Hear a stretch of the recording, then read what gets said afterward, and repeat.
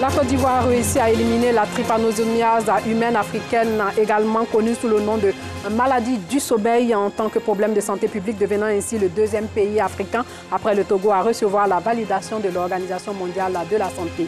Et puis l'équipe de football des Comores s'est qualifiée pour la première fois de son histoire en Coupe d'Afrique des Nations aujourd'hui. Les Comoriens ont fait match nul 0-0 face au Togo dans le groupe G des éliminatoires pour la CAN 2021. Bonsoir et bienvenue dans le journal. Grâce à la vaccination, les résidents EHPAD retrouvent leur vie d'avant. C'est en France. La vaccination des résidents EHPAD a permis d'alléger les mesures de sécurité qui régissent la vie de ces établissements pour le plus grand soulagement des retraités. Saint-Maur-des-Fossés, France.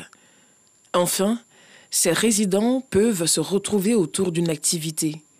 La vaccination contre la Covid permet aux EHPAD de revivre. Ça a permis aux résidents de se retrouver, de retrouver leurs amis qui étaient dans des étages différents ou dans des bâtiments différents.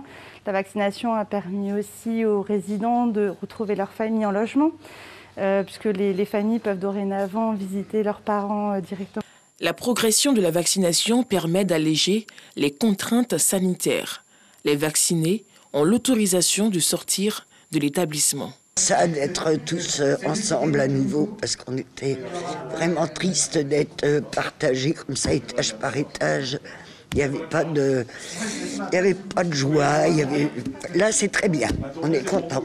Moi, j'étais seule dans ma chambre. On n'avait pas de contact extérieur. Moi, j'ai été confinée pendant 5 mois au début de l'année. Mais ça, c'est à devenir fou. Hein. Ça, c'est pas supportable. Hein. 52.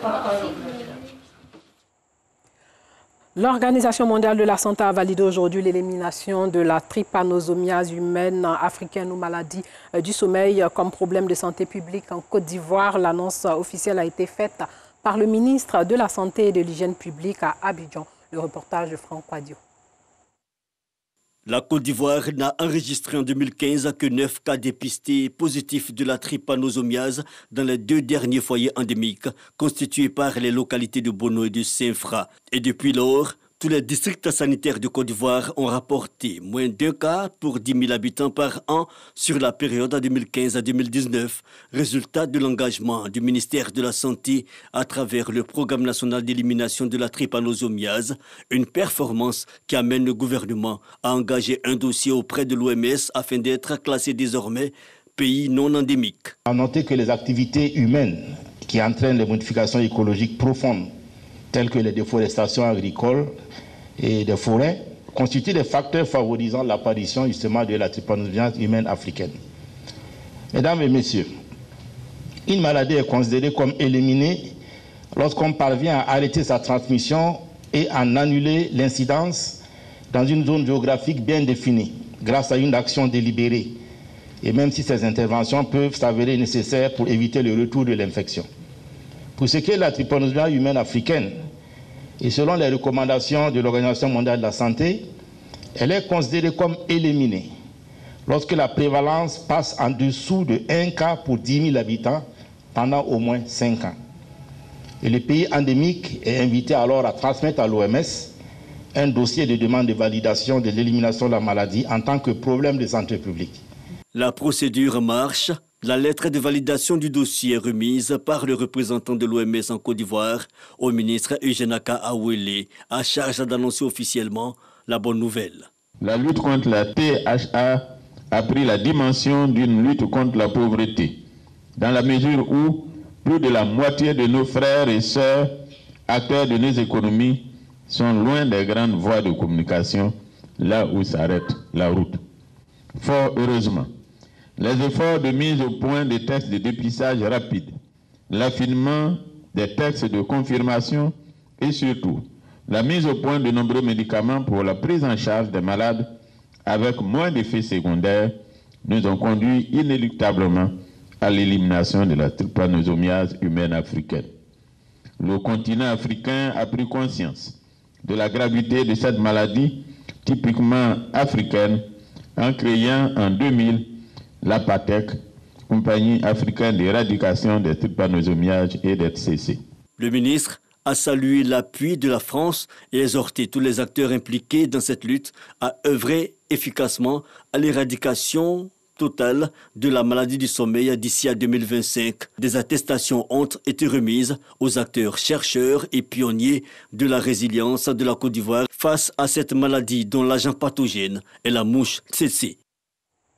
Sachez que l'Institut national polytechnique Félix Houphouët-Boigny de Yamoussoukro verra la capacité d'accueil de son campus augmenter de 600 nouvelles chambres pour l'année académique à venir. C'est le fruit d'un partenariat signé entre l'Institut national polytechnique Houphouët-Boigny de Yamoussoukro et l'Expertise France, l'agence française de coopération technique internationale qui soutient plusieurs pays dans la formation. Ce partenariat permettra de booster leur partenariat. Le reportage de Kader Sogodougou. Le campus de l'Institut national polytechnique Félix Houphouët-Boigny, INPHB de Yamoussoukro, sera doté de 600 nouvelles chambres pour l'année académique à venir. C'est tout le sens de la signature de partenariat entre cette prestigieuse école et Expertise France, qui est l'agence française de coopération technique internationale qui intervient dans la formation des élites de plusieurs pays. Ce partenariat, le deuxième du genre entre les deux entités, prendra également en compte la réforme institutionnelle avec l'ouverture de nouvelles filières. Nous sommes très heureux d'accompagner l'INPHB en assistance technique pour appuyer son développement d'infrastructures pour les étudiants, pour continuer à en faire un centre d'excellence pour la Côte d'Ivoire.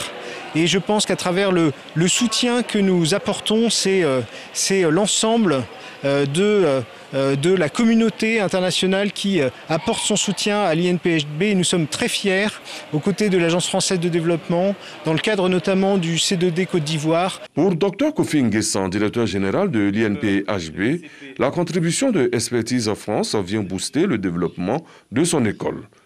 Nous bénéficions de l'assistance technique d'Expertise France et généralement de la France pour l'établissement de partenariats stratégiques, notamment sur la révision de nos programmes, sur la rénovation de nos infrastructures et sur bien des aspects. Et donc c'est un partenariat gagnant-gagnant qui permet à la France de mettre à notre disposition des experts de haut niveau pour nous aider dans notre développement. La délégation française, à l'issue de la signature de partenariat, a pris du plaisir à visiter l'Institut national polytechnique Félix Houphouët-Boigny, qui compte à ce jour 3500 étudiants provenant d'une quinzaine de pays. Avec les 600 nouvelles chambres, l'école pourra accueillir 1200 étudiants supplémentaires. La 22e session ordinaire de la conférence des chefs d'État et de gouvernement de l'Union économique et monétaire ouest-africaine s'est tenue aujourd'hui par visioconférence.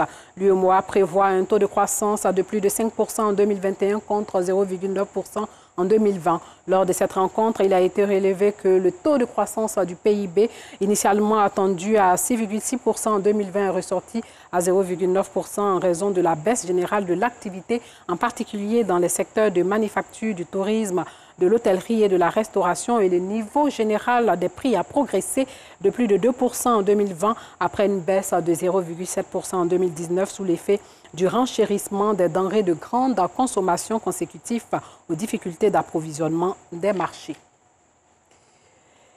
Et puis le district 403A2 du Lions Club international qui regroupe 4 pays, à savoir le Togo, le Libéria, la Sierra Leone et la Côte d'Ivoire, compte désormais 2 nouveaux clubs. Ces Léos ont reçu la charte des nouveaux Lions de la charité. Les 60 nouveaux bénévoles ont pour mission la lutte contre le diabète, le cancer pédiatrique, la faim. En outre, ils doivent préserver la vue et l'environnement. Clément Boko nous en dit un peu plus. Je vous prie de bien vouloir en prendre l'engagement solennel devant l'auguste assemblée que nous formons ici. Ils prêtent serment pour leur engagement à servir les personnes démunies, des pauvres et des orphelins en Côte d'Ivoire. Ces auxiliaires de la politique sociale passent le cap de Léo pour devenir des lions de la charité. Désormais membres de la grande famille du Lions Club international, ils sont prêts à relever le défi de l'altruisme au sein de la société ivoirienne. Nous sommes des personnes qui réfléchissons en disant qu'est-ce que nous pouvons faire pour aider notre prochain qui est dans le besoin. Alors quand on reçoit de nouveaux amis qui nous rejoignent dans ce sens, nous sommes très heureux. Nous cherchons à ce que nous soyons plus nombreux, toujours plus nombreux, pour pouvoir aider davantage nos concitoyens. Au nombre de 60, tous membres du Lions Club Abidjan Olympe et du Lions Club Abidjan Flamboyant, ces nouveaux lions devront prôner l'amour du prochain, lutter contre le diabète, le cancer pédiatrique, la préservation de la vue et de l'environnement. Les grandes nations du monde se sont développées à partir du bénévolat et du volontariat. Comprendre qu'à partir de notre engagement, on peut résoudre quel que soit le problème que rencontrent nos communautés. Faire connaître le Lions Club autour de nous. Parce que d'autant plus nous sommes à l'aise d'appartenir à cette association, les autres dehors ne savent pas véritablement qu'est-ce que c'est. Donc ça prête à confusion et vraiment c'est un gros challenge. En Côte d'Ivoire, le Lions Club International compte à ce jour 1620 membres qui contribuent au bien-être des populations avec pour devise « Nous servons ». Au plan mondial, ce club service revendique 1 400 000 membres repartis dans 220 pays. Un mot de culture avec cet hommage à Rose-Marie Guiraud à l'Institut français, fondatrice de plusieurs institutions sociales et caritatives en Afrique et aux États-Unis. Rose-Marie Guiraud est la fondatrice de formation l'EDEC, de la formation l'EDEC, une école de formation de jeunes talents et de danse et de la musique aussi africaine qu'elle va gérer avec son époux avant de décéder le 20 avril dernier 2020, ici même à Abidjan. Alassane Drabo revient sur les performances de cette chorégraphe. C'est l'histoire d'une jeune citadine. Au village pour ses vacances, elle passe tout son temps à narguer les autres jeunes filles. Son insolence la conduira à provoquer le grand serpent du village. Malgré les mises en garde, elle s'approche du reptile qui lui verse au visage son venin. La guérison de notre jeune citadine réside à présent dans la seule volonté du fétiche du village.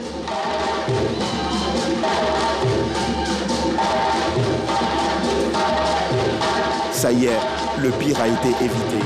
La citadine est guérie. C'est la liesse populaire. Au son du tambour qui parle et finit même par crier, les Guinéens entament leur ballet. Ce soir, nous voulons montrer au monde entier que nous devons garder notre culture et puis aussi montrer aux femmes que désormais elles sont pas là, nous ne sommes pas là seulement pour le foyer, pour les enfants et nous les femmes aussi, nous pouvons aussi nourrir notre famille au travers de la danse aussi. C'est en janvier 1975 que Marie-Rose Guiraud, célèbre danseuse ivoirienne, crée la troupe Les Guirivoires. Ce soir, l'Institut français d'Abidjan rend hommage à l'une des pionnières de la danse ivoirienne. L'Institut français de Côte d'Ivoire avait le devoir de rendre hommage à cette dame qui, parmi les toutes premières, ont animé le centre culturel français avec ses chorégraphies. Il m'a semblé important de signaler que très tôt, cette dame s'est affichée, déjà comme vous l'avez vu dans la pièce, pour prendre en charge la danse et pour dire que la danse pouvait être un métier. Aujourd'hui, ça paraît naturel qu'on trouve des danseurs partout. Mais en 70-74, des gens qui ne faisaient de la danse que leur métier. Et c'est très heureux à faire. Et je voudrais qu'on lui rende hommage.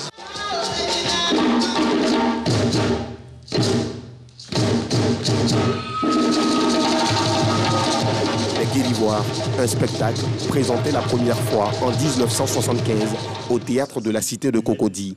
46 ans après, la représentation faite par les élèves de l'EDEC, l'école de danse et d'échanges culturels, séduit les nombreux spectateurs. C'est vraiment waouh! Moi, je suis venue là avec ma fille déjà parce que je voulais qu'elle sache ce qu'est la culture africaine. Et Marie-Rose Guiraud, c'est vrai qu'elle n'est plus, mais pour 14 ans, on ne sait pas qui c'est.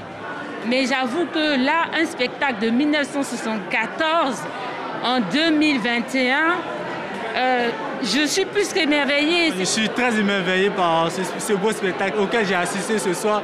Et je peux dire que Marie-Rose Guiraud vraiment a formé et continue de vivre à travers son art. Décédée le 20 avril 2020, Marie-Rose Guiraud, la danseuse aux multiples facettes, a récupéré dans les rues ivoiriennes de nombreux enfants, des enfants qu'elle forme à la danse au sein de l'EDEC, l'école de danse et d'échanges culturels, créée en 2013. Sachez que quelques dizaines de personnes se sont rassemblées hier mercredi aux abords du tribunal de Paris pour dénoncer le racisme contre les Asiatiques alors que se tenait le procès de 5 hommes poursuivis pour avoir appelé sur Internet à la violence contre les Asiatiques, accusés selon eux d'être à l'origine de la propagation de la maladie à coronavirus. Et pour finir, sachez que l'équipe de football des Comores s'est qualifiée pour la première fois de son histoire en Coupe d'Afrique des Nations aujourd'hui.